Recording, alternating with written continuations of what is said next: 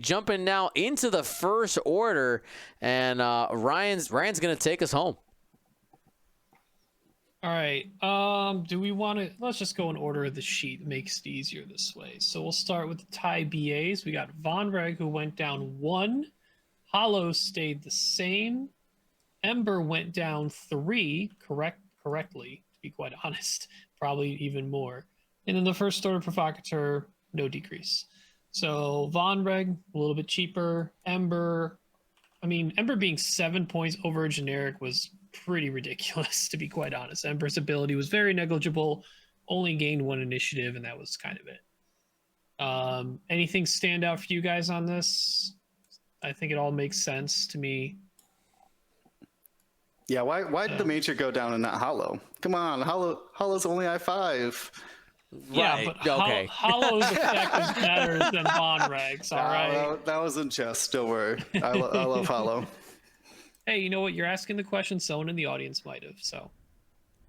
TIE FO Fighters. This is a big one.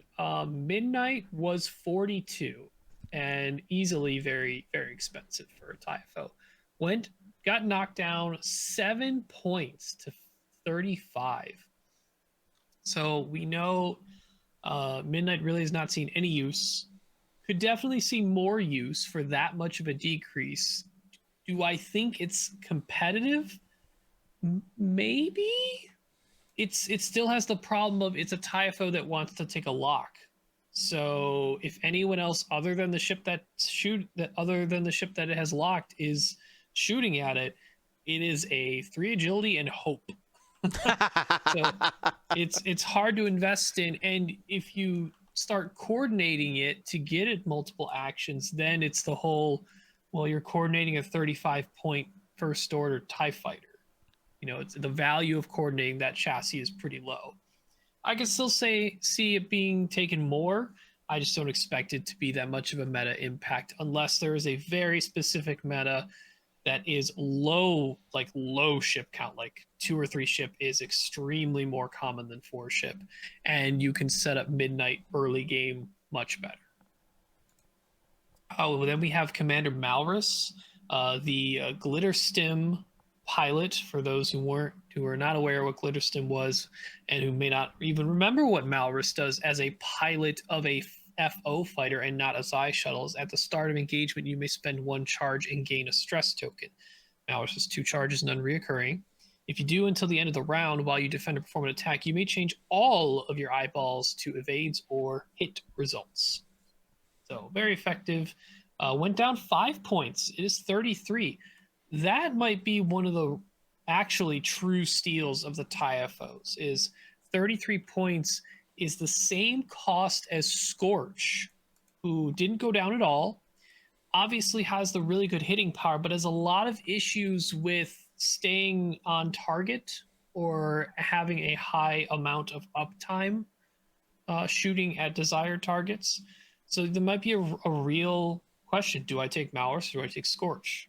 Malves has a lot more consistency, while Scorch has, likely 1 or 2 turns of maybe a good punch. And I say maybe because he's rarely double modded. Static went down 2 points. That is you can spend a lock and a focus to change all your results to crits. Again, similar to Midnight, you have the issue of you need to have a way to invest for this ship to get multiple actions. Not normally worth it on a TIE FO. Long shot went down 1 point to 30.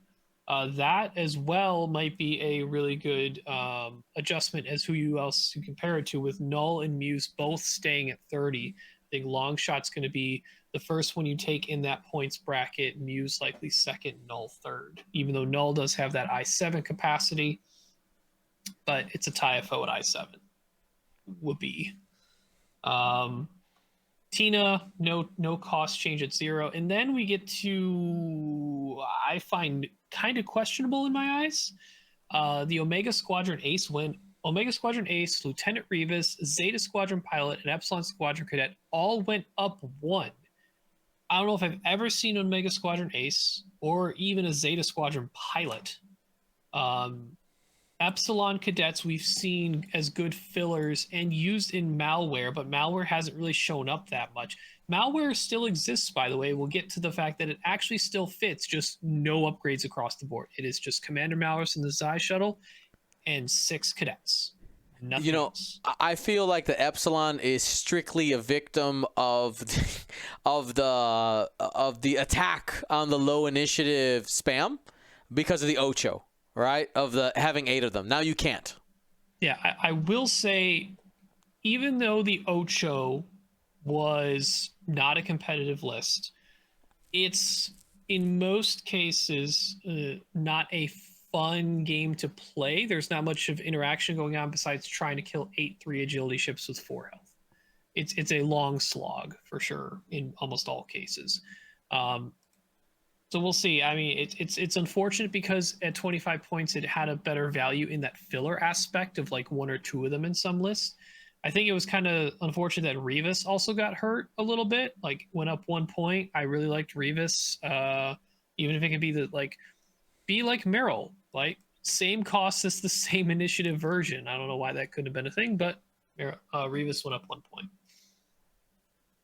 Now on to actually new ship content stuff. We got the TIE FO bomber, who I've liked to call in short the Fomber.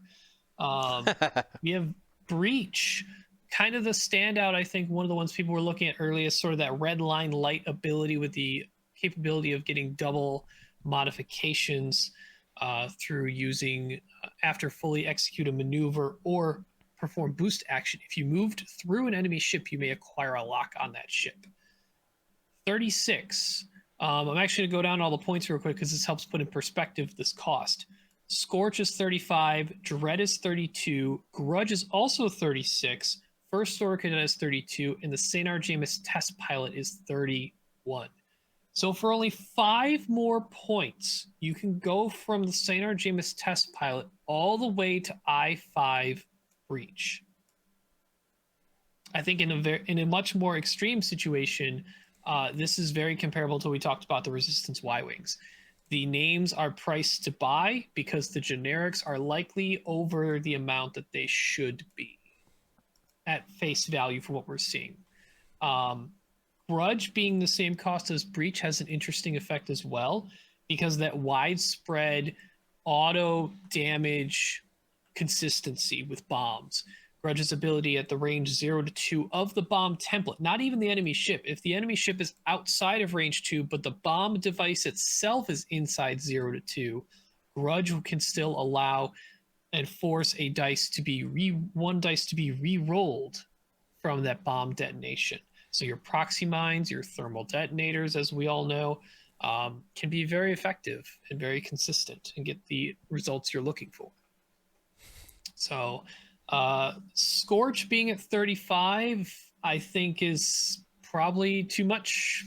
I think last time I looked at Scorch's ability, I went, this should probably be pretty cheap for the other ones. For a reminder, while a friendly ship at range 0 to 1 performs a primary attack, it may spend 1 hit result.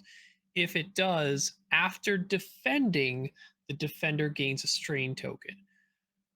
So you're getting rid of one of your results to give an enemy ship a strain that doesn't translate well mathematically. For people who I know that have run the numbers and look at it, that's like not a good trade at all whatsoever. You could better off forcing opponents to use modifications to then make the next attack work just as well or better if the opposing ship doesn't have mods because you left that hit on the board. Dread, same cost as First Order Cadet, makes sense. If I recall, Dread's ability was pretty negligible. It was that sort of baseline, this thing has an ability, but it's not that amazing, so it can be the same price and just be the generic, or it can be the named version of the generic. I think Dion's putting it up in a moment. Yep, after you reload, each ship in your bullseye gains a deplete. Most of the time when you're reloading, you're not pointing at anything, you're leaving. So that's fine. I think overall, Breach and Grudge, Breach is definitely a good buy. for 5 more points. Is he a good buy overall when you add things to him? What do you want to add to him? Do you want to only add a torpedo or missile because you want to go in on the double mods potential? A lot of people looked at the pattern analyzer and either feedback ping with bombs or proud tradition and pattern analyzer to get that 3 sloop after, because you have the system phase boost on the ship as a base ability, and then you can help set up your sloops to get that red maneuver, turnaround, double mod, proton torpedo. Is that too many points to invest in that little trick? Maybe. But you only have 5 points and you go up to I5, which is pretty good. What do you guys think on the bombers? I think I think it's good not to underestimate the pursuit thrusters and mine combination. You can go proxy mine sure. to just get more on there, but also you can do the just kind of save some points and go with the thermal, not thermal. What are they? The counter nets for Counter 3 nets at points 3, only. yeah. And they've got some range on them, so you can get some serious range on where you're dropping those things. And then also the just the ability to throw the pings on there. What are they? You call them feedback pings? Is that what they're called? Basically, after somebody moves, you get a free target lock. Yeah, moves And within it's range 0 to 1 of a device. Yep.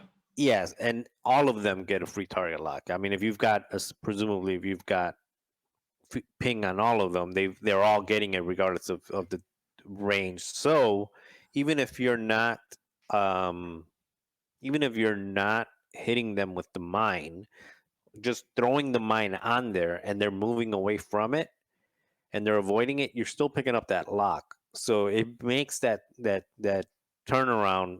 Basically, you get your lock and it makes it opens up some really good opportunities after you turn around and you're Yeah. chasing them. And when they're avoiding rocks, they're not looking at pointing at you. They're not avoiding rocks. When they're avoiding mines or bombs, they're not looking to shoot you. They're looking to avoid those things, and you're picking up your free locks.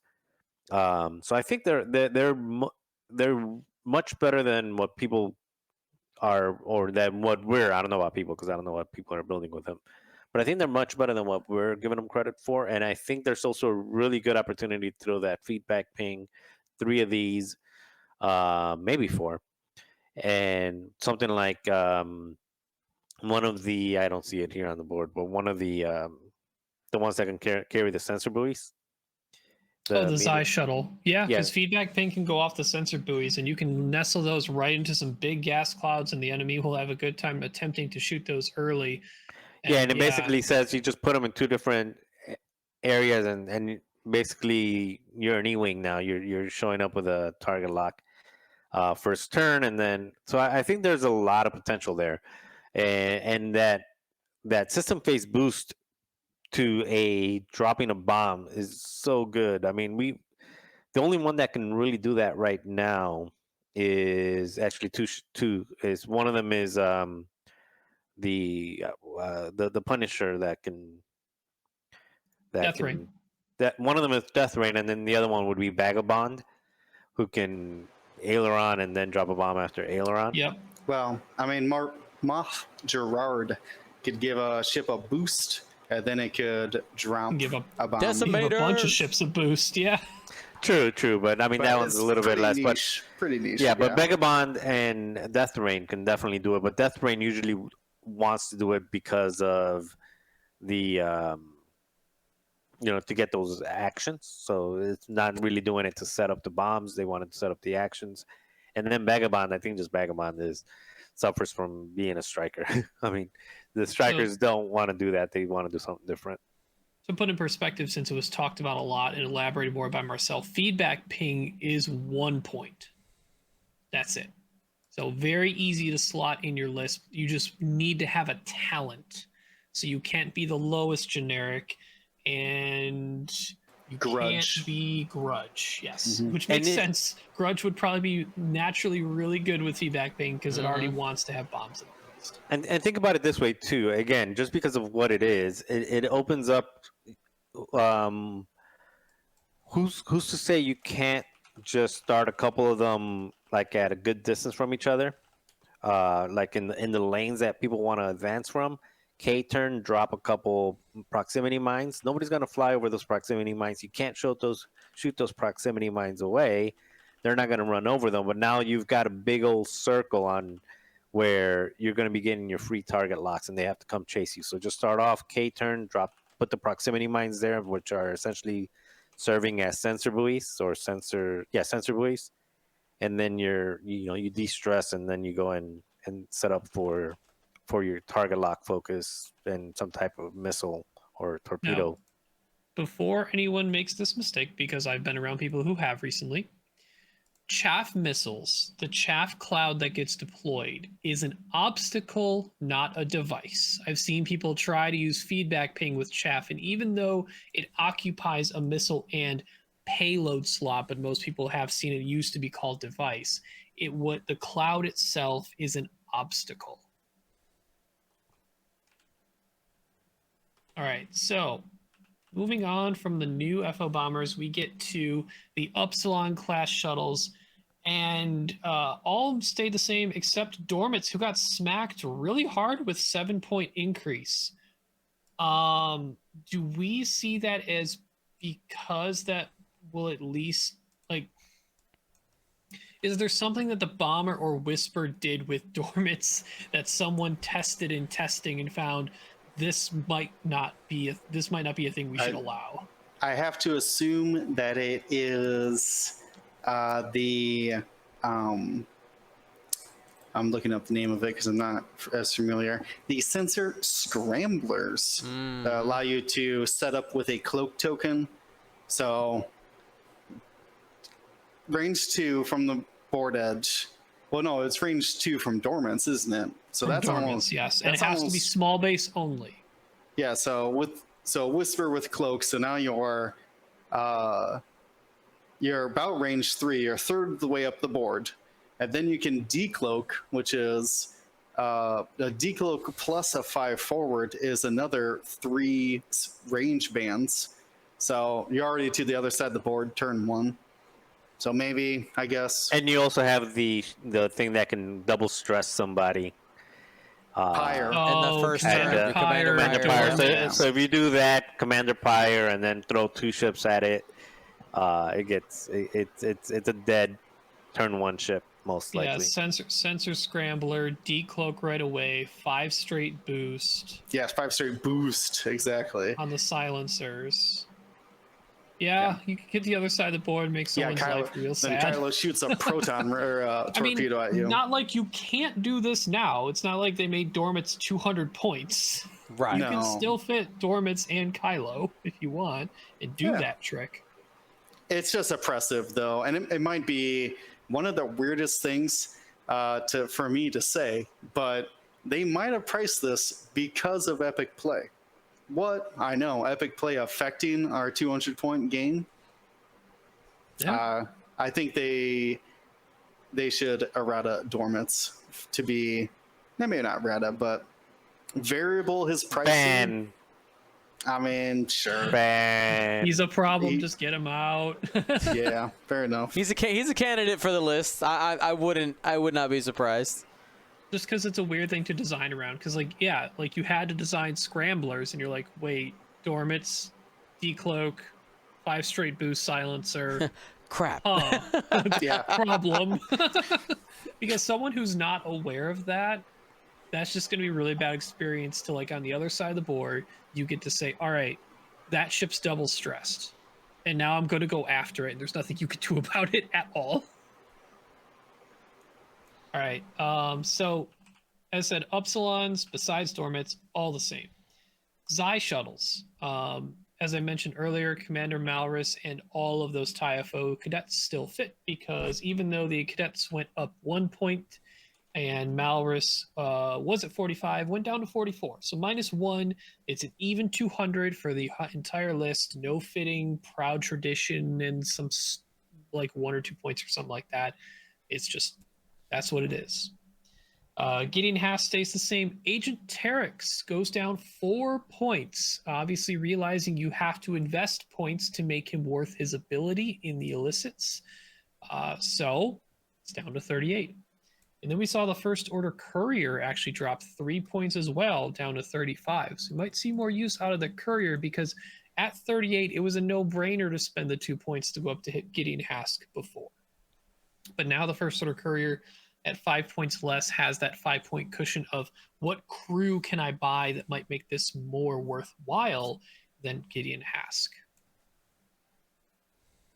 Now on to I did actually skip over. You skipped from the bombers through down the to the Whisper. Upsilons. It's because I saw the red and yellow move down to red and yellow there. All right, never mind. All right, so let's go with TISF. We're gonna do a little bit of we're all over the place right now. It's what the First Order, they make you go crazy.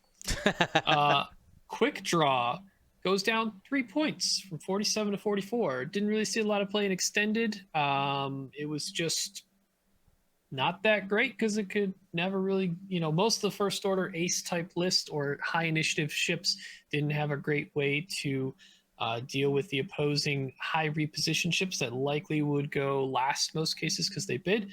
In a non-bidding world, Quick Draw not only got cheaper, but is also more threatening in the 50-50 chance it moves after you. Ryan, need I remind you my opening title? It is not a non-bidding world. It's still X-Wing. I didn't say it was an X-Wing. I'm just saying. I've heard a lot of this non-bidding world. Quick Draw was fine then. It's fine now. It's actually better than fine now. Right. How about a non-bidding country? We're still in the same world. Or continent. Let's do continent. Galaxy. Okay, it's a galaxy. Get it. All right.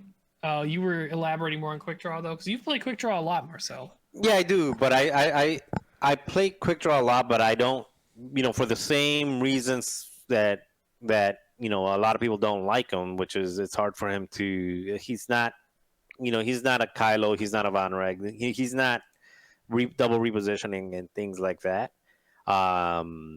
He does punch very hard, but for that reason, I always when I fly him, I always fly him really loaded up, which is usually pattern analyzer, afterburner, so he can still get like actions. Now, the way that I was testing out is him with Proud Tradition, pattern analyzer, afterburners, fire control system. Essentially, basically K turn, and you can do up to 3 different actions after a K turn, or not K. They have the sloop.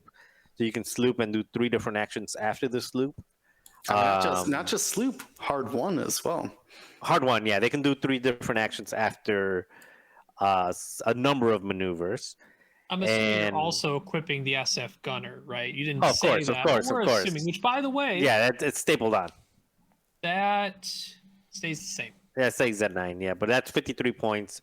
So it's 53.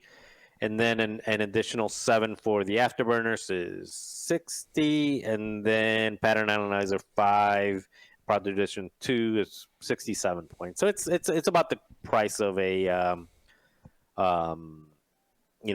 less than something like a Fenrau or something like that. But it hits really hard. That's about the same price as that Trigger Happy Flyboy Poe, which is hardcore and heroic. But again, you can get, you're always actioned, and it's still hitting you twice. That's why you want that fire control system on there. And it still has that, the same type of effect of a Zam or the same type of effect of a Dengar is, do I really want to shoot this ship? And I think that's something that people forget about Quick Draw. When it's on the board, people forget that, oh, wait, if I hit it, it's gonna hit me back. And unlike those ships, Quick Draw, when it loses a shield, can choose a different ship to shoot. So it makes his ability a little bit different, because it's not like I lost the shield, now I have to shoot you back. It's, oh, you shot me from the side? Well, too bad. This guy's in my arc. Now I'm going to shoot this guy in my arc. So Quick Draw is still really good. But I think you need to either invest a lot of points into him or invest into something like one of the coordinating ships with Biohex, whatever, the one that you throw a target lock on him and you make sure you can target lock him no matter where he is. But you need support. If it's just flying by itself, it does struggle to keep. It doesn't have a boost. If you're barrel rolling, you're not modded. So double shots that are unmodded, I mean, they're garbage. So you got to invest points into it. Yep. Continuing down, we got Backdraft going down 2 points from 38 to 36. Pretty solid. Phasma going down 4 points. Phasma really never saw much play. Doesn't have a lot of extra offensive efficiency. Just has that little extra staying power at the cost of her friends. And no choice. It's a must. So, cool, I guess. I don't know if you're going to see Phasma much more. LeHuse staying the same cost, and I think that's because LeHuse was already a pretty efficient purchase, and because of the adjustment to the player order not being controlled by bid, and it's 50-50, LeHuse's value increased with that as well. This is more of a jousting I5. So there's a lot of things going on in the faction right now that utilize locking or applying red or orange tokens for one of LeHuse's favorite friends, Lieutenant Revis, to take advantage of as well and get that spotting lock effect. The only other SF that went down was the Omega Squadron Expert, went from 34 to 33. So you can have 6 of them if you want, I guess, or, only 1 more point cost to go from an I2 to an I3 with a talent slot. So a little more of a potential purchase choice. The silencers, we had Kylo go up 1 from 76 to 77. We had Blackout go down 2, 63 to 61. Recoil 57 to 56, down 1. And the Sinar Jameis Engineer go back up 2, likely because of the adjustment to sensitive controls going from 2 to 0. Anything that stands out for you guys in this? I mean, because they're not drastic changes across the board. They're just a little bit of tweaks here and there. I mean, I just want to reiterate what you said was that because what is it called? Sensitive controls. Yep. That's the configuration for auto thrusters. Because that is now free, and Blackout went down 2 points as well. That's, I think, really good value now. I think that's like the one niche thing that Blackout can do better than, say, Rush or Recoil, is that kind of slipping in and out of obstacles. So if you are looking, I think that's probably the biggest winner for the silencers. Plus, there's Cloak too. Does Cloak mean anything to them?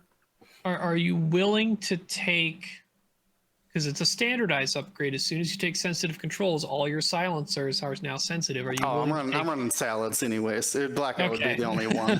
Yeah, because you're probably putting the Kylo on the Whisper or something. Yeah, I'd have a Whisper Kylo. You could do that, yes. Yeah, that's like the triple ace I'm trying to build. Okay. And speaking of Whisper, yay segues. Which this will be our last ship. Save the best question mark for last. Find out momentarily. First off, in a very surprise in my opinion, we'll hit the config first. It's 0. Its cost is baked directly into all pilots and chassis. Called it. I was really surprised about that.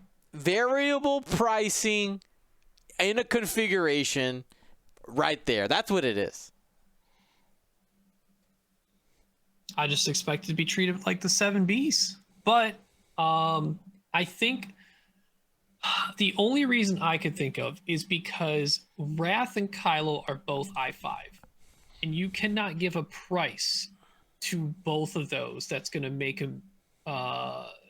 a reason for me not to take either Kylo or Wrath, just be way too expensive. If they were different initiative, I think there might have been a way to do it at initiative value based. I feel like the simplest solution is why points balance 2 different things. We can only balance 1 price. That is true. So let's get into those points. So Kylo is 63 points. with obviously, so the jamming suite's built in, so we now know that's what it is. I don't yet know how that feels because this ship is so unique in what it can do and what it does and its effect on the board state. And Kylo has 3 force, and he's I5, and he can take all those force potential upgrades as an option. So that's a definite we'll see. It might feel a little much because you can go to the silencer for 14 more points. Does that equal as the cost? I don't know. It's hard to tell yet. Wrath is 53, Nightfall is 49, and then Whirlwind, 709th Legion, and Red Fury Zealot are all 47, doing the sort of gun runner treatment where the actual jam action itself is still as valuable on the lower initiative ships because you get to guarantee that action, even though there's the effect, unfortunately, still in the game where you can just lock stuff early game and kind of ignore low initiative jam. So, or no, sorry, I read the wrong. Red Fury Zealot's 44. My bad. It's Whirlwind is the same. I just changed it. You just fixed it. Yeah, okay. Yasby has it. I'm double checking the points right now.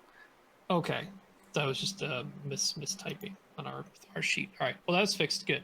But Whirlwind is the standard. I'm a named pilot that is the same cost as the talent generic.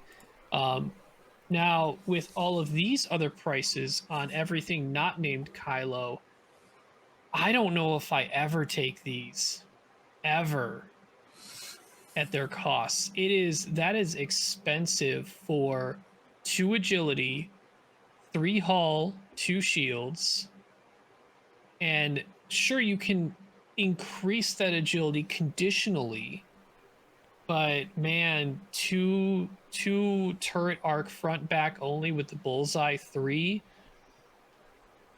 Man, these are expensive to do anything close to what I think you'd want the Whisper to do in comparison to just saying, all right, the only Whisper I ever care about is Kylo. I would have considered Nightfall if the jamming suite config cost was not 0 and it was a drastic change to its cost overall, and we're able to bring everything else down. Because Nightfall does have the ability to, after you fully execute a maneuver or perform a boost action, each ship you moved through gains 2 jam tokens. Potentially a pretty solid effect. Not for 50, almost 50 points, being 49. That's a quarter of your list. I don't know if I can make that investment. I think we'll see a lot of these get played other than Kylo Ren. At least experimented with. I don't know about the Zealot, because jamming at I2 not as powerful. But like the 709th and anybody who's initiative 4, 5, or 6, I think has a lot of value for just the jamming alone. I mean, so most of these are priced to the point where you're not, like, you can't take 5 flat out. That's like not a thing you can do. If you compare these to all of the named RZ2s you can put in a list and get 5 of those, like Marcel, from that perspective, how are these not considered like way more Just cost worse. than you would have expected, right? Like you can fit 5 RZ2s, all with solid names, abilities, and upgrades, but you can only fit 4 Whispers at most with some upgrades and maybe some words. You really can't fit 5 RZ2s with a whole bunch of toys. You can fit. What? I mean, not What? any What? toys that matter. You can fit 4 of them with the toys that matter, like to make them Alright. hit hard, because they're only rolling 2 attack dice. In order to make the RZ2s really leverage what, really be what they need to be. That's why they're not in hyperspace, or they're not good in hyperspace, because they want advanced optics and they want heroic.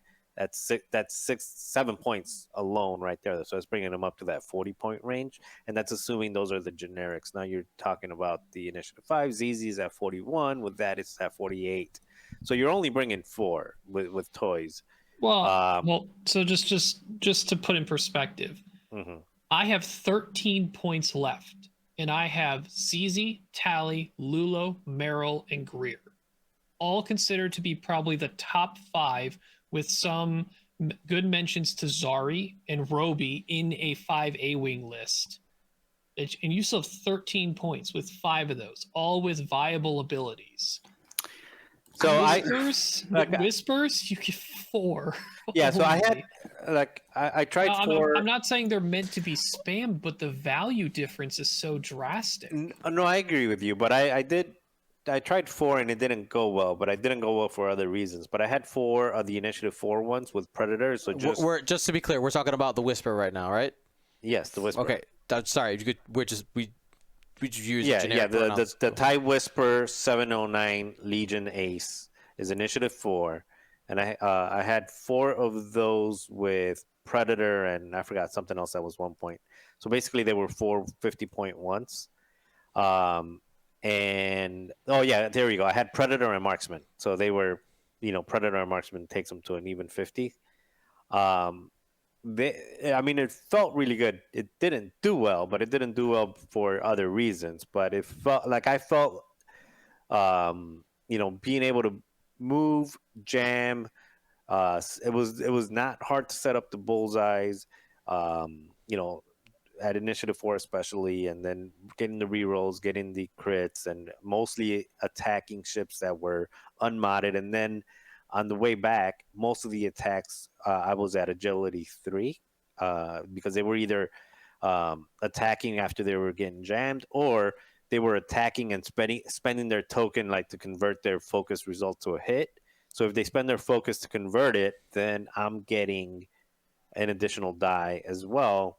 So it actually didn't feel too bad. I've got to play it more, but just four Initiative 4s with Predator Marksman felt like if I threw more stuff on there, it'd be nice, but they didn't need it. Is what I felt. Again, it felt okay. It didn't feel bad. You did mention the one thing that a lot of people forget. It does have a Captain Faroff style effect, where if they do spend their only green token to modify their attack dice, they are giving you some level of defense, right? Because they don't have it anymore while you are defending. Your green dice have not rolled when they are attacking and finishing their modification. So a lot of people think that, you have to jam, or you have to block, or they have to not have a green token because they chose a lock action or something like that. But no, it could actually just be them spending the focus offensively, which is still probably the correct decision, because modifying your offense is better than giving opponents more defense, because the red dice are already weighted meant to be better than green. Mm-hmm. But it's still something to remember. And you also got to think, if you're shooting first, it makes people kind of hold on to that focus token. Well, if I spend it, you're going to get an extra agility, and then on top of that, you're going to shoot me back without being unmodded. So, and that a back arc again comes in handy, because it gives you an out. Then it gives you that A-wing effect where you're getting to a safe distance to 2 where then you can go ahead and come around for a round 2. So I don't think they're that. I don't think they're bad. I think they're good. They're probably. I agree with you. They're probably high on points, but I don't think they're high by that much. Maybe 2 or 3 points tops. 2 points. I didn't even think 3 points is too much. I think they're 2 points at the most. I will say these current point costs might have saved people a lot of money. Not trying to buy multiple TIE Whispers and buying 2 to 3 packs just to have those. These points might have accident or even purposely saved some people some money by not having to buy all those packs. Will, do you own any more anything more on your mind with the Whispers?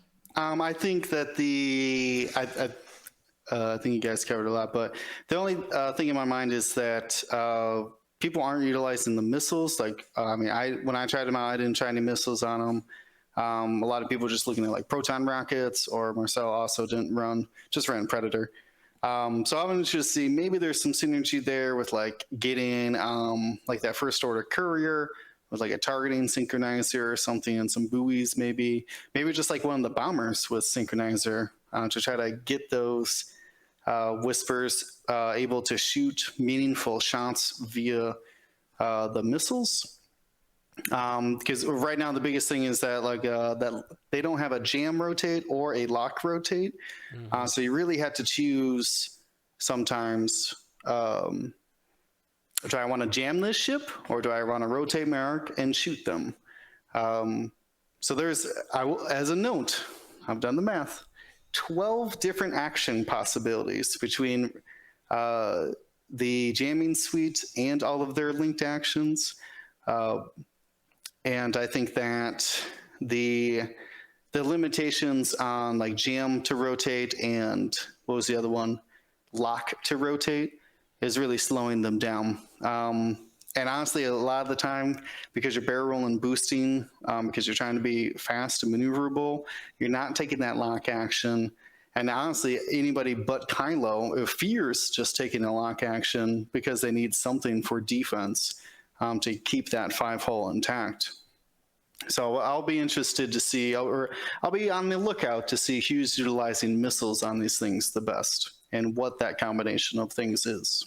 Yeah, like you said, the missile part's rough because lock and evade are the two actions that don't link into anything, whether it's jam or rotate on this. And I said in the chat, but you can thank Kylo for that probably because he has 3 force. Yeah. Kylo's the face of the ship anyway. So, and yeah, you talked about how many potential action combinations there are. You talk about a level of analysis paralysis people might have to decide their actions on the ship. We thought double reposition was bad. When people realized they might have got caught, only have a single reposition, decide if they need to rotate or jam or all that stuff. And all these things that we're saying too, I think it's also just important to note that we're talking about them in a vacuum. Oh yeah, but the side shuttles or even Tavson, like they've got ships that can coordinate and give them that flexibility that they're missing. So again, the side shuttles with Agent Terex throwing out calculates over there.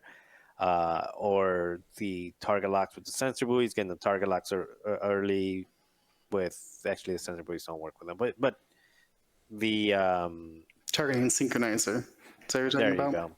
Yep. Well, I was talking about that. You can use a targeting synchronizer, which basically means you can use somebody else's lock to fire your own ordnance, but also like target locking yourself with the biohex, and then just being able to basically make sure that side shuttle doesn't have to like stay right on top of you in order for you to gain the benefit from the coordinate whenever you need it. And they're more like emergency coordinates. Or again, Tabson. We haven't seen Tabson a lot, but just throwing Tabson right there in the middle, and if you shoot it, then bad stuff happens. So, well, we will see. All right, let's go ahead and wrap this up with the upgrades. Yep, that's all the ship chassis. All right, so upgrade-wise, we got some crew that went down. We got General Hux, who went from 6 to 3, a 50% discount from his previous cost. He's actually still more expensive in the past, if you can believe it. I think that might just be if you look at tactical officer that also went down to 3. Now you kind of still have, like, on a Psi shuttle, you basically have the same cost investment into Hux being 6 points to be able to use it. But at least now he is that cost on a Psi shuttle, instead of he can only go on an Upsilon shuttle because it required a white coordinate. So I've been playing around to see what I can build with it, but not much has come up yet. But it's there. Kylo Crew went down 2 points from 11 to 9. That one, we'll see. It's obviously a cheaper force point. There's not really many crew carriers that either need it or want it, because the Xi shuttles are very support oriented. They're not really there to add their gun that much, but in an Upsilon, you kind of don't want to add a ton more points into, because you know you're either going to lose it or at least lose half of it. So it's a similar situation that we talked about with the Republic crew, but we'll see. You know, that action and the fact that mag pulse missiles, a common missile you see on FO ships a lot, because one, Kylo's ability, both on the silencer's chassis and this crew, and because mag pulse is such an effective thing to use on something like a Von Reg or a Hollow, when you have that high initiative strike to decrease the effective shots coming back at those ships. Petty Officer Thanison went down 1 point. A lot of people might be like, what's that? Think you want to bring it up because, Dion, I think you're zoomed in just a little bit for me to read it completely. No worries. So I got you. So during the activation or engagement phase, after an enemy ship in your front arc at range 0 to 1 gains a red or orange token, if you are not stressed, you may gain 1 stress. If you do, that ship gains 1 additional token of that type that is gained. So, I mean, it was always something that had an effect. Rarely would you ever spend the points to add that value. But now we go to 200. Maybe there's a world where Thanison goes on a Upsilon shuttle or a Xi shuttle. We'll see. Only 3 points. And then next we have a decrease of Commander Malves crew. Probably one of the most overcosted upgrades we originally saw release in the First Order faction itself. It's double-sided. It equips certain side face up while a friendly non-limited ship at range 0-1 performs primary attack. That ship may reroll 1 blank result. If it does and the attack does not hit, you must flip the card. And then the other side is perfected while you perform an attack if the defender's in your bullseye. You must convert all your eyeball results to hit results and gain a stress. Then if you have 2 or more stress, suffer 1 damage. Once it's on the perfected side, you're telling a shuttle to get a bullseye shot, because currently those are the only crew carriers in the First Order faction. That ain't happening. I still don't think this is... I don't know if Malres is worth 3, even. Maybe it's future proofing. Maybe we finally get because the Gauntlet's not in the sequel factions. Maybe we get the Night Buzzard, the thing that carries all the Knights of Ren. That'd be really cool. We did an episode, a video on the Night Buzzard. I think it'd be cool. Yeah, I think where we tried to predict like what it would be as a ship. So maybe future proofing. We'll see.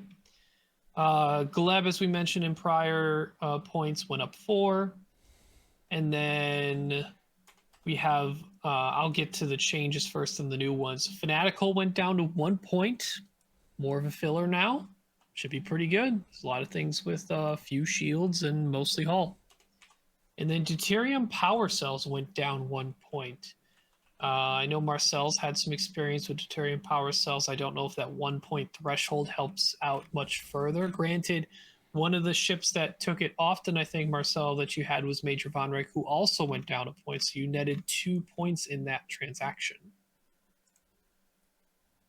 Yeah, I've moved away from it. I've just found that you get more from things like afterburners or pattern analyzer or something like that. You just get more value out of it than this particular regen. But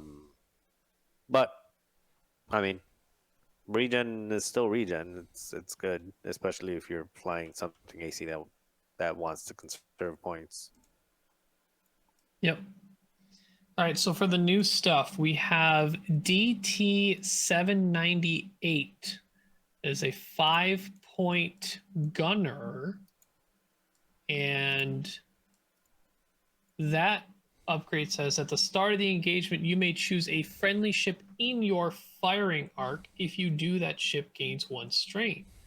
While you perform an attack, you may reroll 1 die for each ship in the attack arc with 1 or more lock red or orange tokens. So any of those jams that have been applied that hung around from whispers, any strains from gas clouds, any strains from this actual gunner ability, provides rerolls. Is it worth 5 points? What do you guys think? I don't know. It really only goes on the bomber right now. Yeah, there's so many things I want to put on the bombers. This doesn't end up. This being is not a one of them. priority whatsoever. Maybe on like what's that dude? No, even he cancels the hits. So you can put on SFs, I guess. Oh, that's right. No. Well, okay. So interestingly, in your firing arc, it could be front or back with the SFs. Maybe a backdraft or something. Phasma just went down in price. Yeah, maybe back. I was thinking backdraft potentially. But it's like you spend 4 more points and you have SF Gunner. Maybe, yeah. That's backdraft's rear arc. Well, backdraft doesn't really want. He doesn't need it for sure. You're right. Yeah. So what you could do is backdraft could have someone in his front arc. Oh no, this is start of engagement.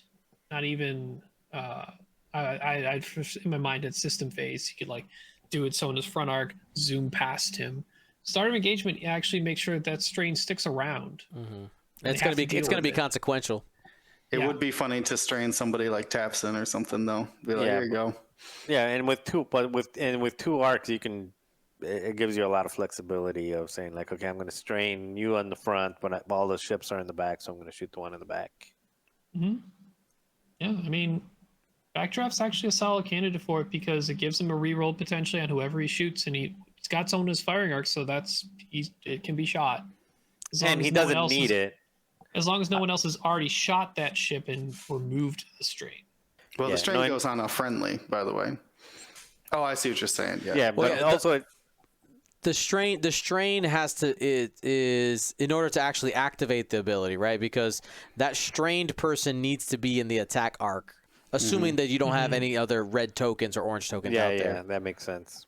But it also works on just like if they're stressing themselves, if it's an interceptor or a silencer or something that just stresses itself. But the problem with this, though, with a strain, like if you're counting on that strain to be there, if your opponent has a higher initiative ship and attacks it and the strain goes away, this card does nothing. Yeah. I read it, but I didn't read it. My brain just forgot the friendly part. Oh yeah, no. If you can strain enemies at the start of engagement, oh man, that'd be like 5 every points. day. Like I think I'm in, but like how much is 5 Commander points and you Pyre? have to strain Pyres? Yeah, because that Pyre does something the same. Pyre is the same, but defensively, though, right? Like if you get shot by somebody, it's only on stress, which is much more normal because of linked actions in the game, and it's, but this one is also on stress as well. It says, while you perform an attack, you may reroll up to 1 die for each ship in the attack arc with 1 or more non-lock red or orange tokens. So if you're shooting a stressed ship, you get the reroll. So if the opponent is stressed, you still get the reroll. So is 5 points worth a conditional reroll where an opponent has to have an orange or red token on it? Because realistically, you probably don't want to use the first paragraph. I mean, maybe quick draw at range 1. No, quick draw on special forces gunner. I know quick draw's that, not taking but SF gunner then, yeah. Maybe. I think it's backdraft. I don't know where to put it on a bomber because I want to cluster missile bomber maybe. Most of the time you're getting. We just talked about how the bombers can get so many free locks. Like, why do you need free rerolls as well? Yeah, you're spending locks offensively anyway. So yeah, I think it's on backdraft, and it's probably still not worth the 5 points because the point of backdraft was to be cheap, right? Right. Mm-hmm. You're taking him to not put upgrades on him, so you can utilize just the front back arc combo. All right. The other gunner that got added, the First Order Ordnance Tech. It's First Order only, so it is only restricted to this faction. All it does is add reload link to lock. It is 3 points though. Is 3 points feels one more too many on first glance? I think with all the sorry, go ahead. It adds actions to the action bar, but sure, it gives SFs the ability to reload and still take a lock, so you can set up for the future. But you're counting on that ship to still be something you could shoot at, and most of the time, by the time the SF uses all of its charges, it's probably dead, Or the end of the game. or end of the game. Yeah, end of the game, right? Yeah. What 'Cause about a proton rocket on one of those SFs? You don't have boost though. Like, for me, value of proton rockets pretty low without boost. You got Proud Tradition. You can get focuses. All right. And then finally, our last new upgrade, we actually mentioned this one quite a bit in some of our other prior discussions. Sensor Scrambler. 1 point. That's it. On silencers or on the whispers. Setup, gain 1 cloak token. While you are cloaked, other ships cannot acquire locks on you during the end phase. If you are cloaked, and there is an enemy ship at range 0 to 3, you must decloak. If you do and the decloak fails, lose 1 cloak token. Kind of wish that last sentence was put in the cloaking device card. But that's a side tangent.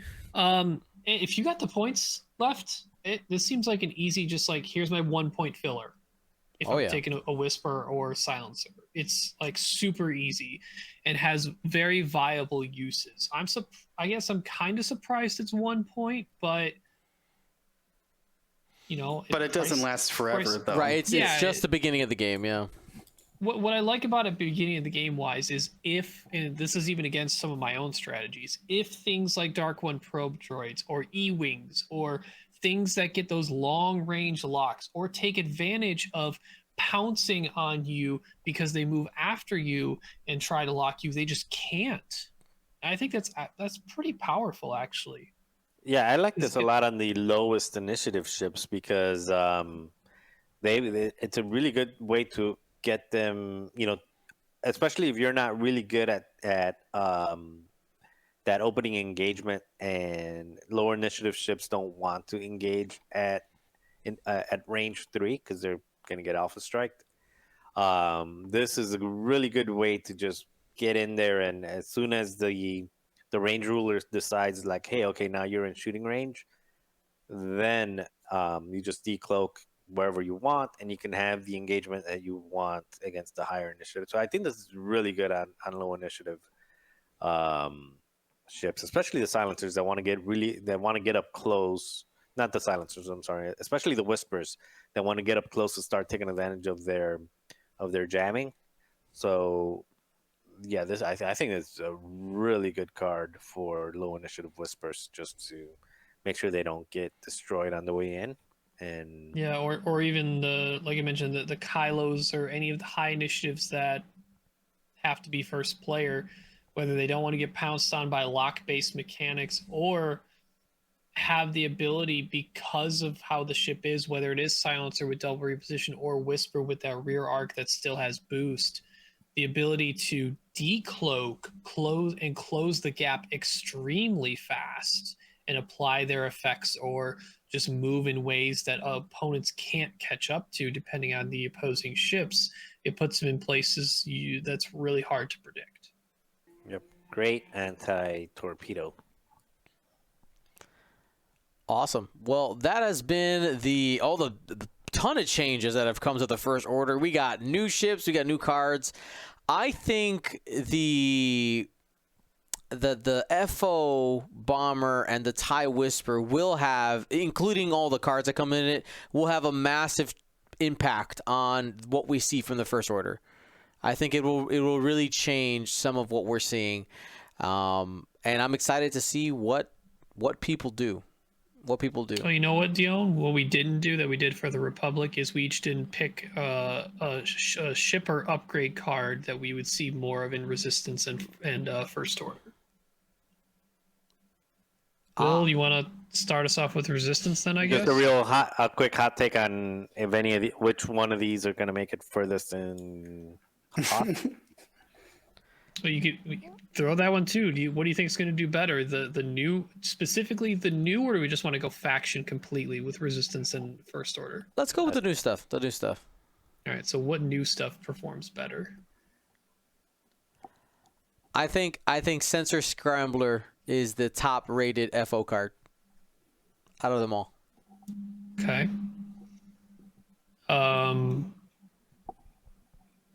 It's hard to not pick that one though too. That's why I went first. I was like mine. Yeah. I'm just gonna say, it's got to be Kylo on the Whisper that makes it the furthest.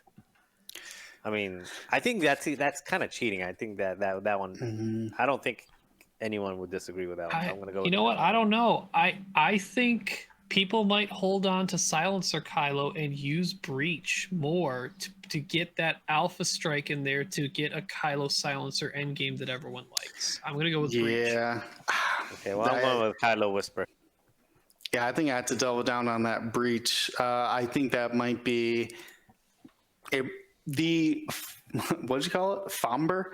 Bomber. The Fomber might actually just be better as a munitions platform than a bombing platform, which makes Breach so much better.